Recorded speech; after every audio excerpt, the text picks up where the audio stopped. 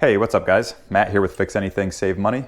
Today we're going to be showing you how to properly remove a SharkBite fitting so that you could reuse it without damaging it. Really there's only one way to do it, and it's by using these SharkBite removal tools. So this is going to be a pretty quick video, but I know a lot of people have questions on how to remove these the right way so that you could reuse them in the future.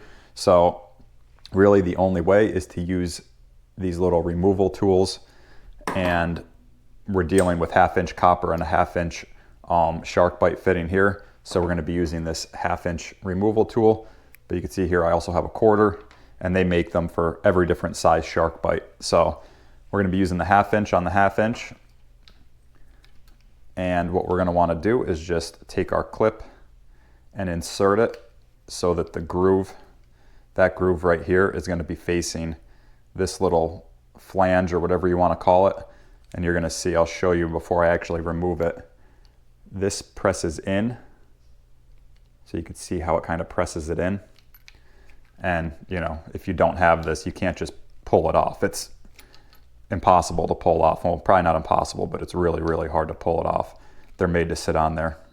So we're just going to put our removal tool on with the groove facing this, and then you're just going to push in like this and then just pull the fitting right out.